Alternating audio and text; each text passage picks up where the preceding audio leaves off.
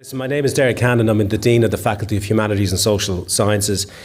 And a day like today is really what it's all about for me, getting people together in a room and discussing, I suppose, the relevant and important topics of the day. And I think what is important to me as the Dean is the idea of that relevancy, of dealing with the big issues and the way in which climate and society and the centre brings together all the different disciplines within my faculty and other parts of the university.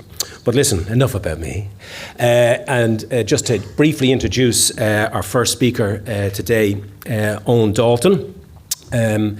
As Dara said earlier, he is a Renaissance man, as in the sense that he's not just one thing, he is many things. He is a sculptor, conservator, a farmer, a writer, and this is his book, and I'm sure he'll talk around this today, An Irish Atlantic Rainforest, a personal journey into the magic of rewilding. And I think that idea of the rewilder, that's a remarkable intertwining of different practices. For me, what is important about Eoghan's work, and I suppose way of living, is the fact that it is about doing. It is about taking something and making or remaking it anew. And I think that idea of bringing together activism, care, and as I say, doing, making, remaking, rewilding, I think is important. When I was coming in today, I went by the Raheny Library, and they have out front a kind of rewilding section, so they've let it grow wild. And it wasn't like that when I was growing up, because I live now near to where I grew up. In the olden days, it was all manicured and nice and so on and so forth.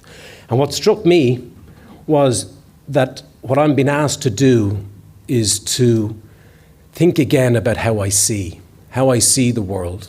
And I think we can see it around Dublin at roundabouts and so on, this rewilding of these kind of spaces.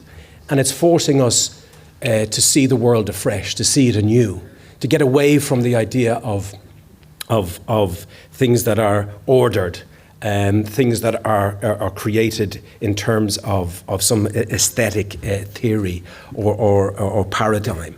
And I think that way of seeing and forcing us to see the world afresh, I think, is the beginning of our re-engagement with nature and with climate and with the crisis that faces us. So for me, I think Eoghan is a part of that, and in that activism and doing. So look, I could talk about what he has done, but I think he will sort of mention that. Just to say that he lives on a farm, obviously, and he has 2 sons, and he has a dog, and he has 5 cows, right? And he could tell you what their names are.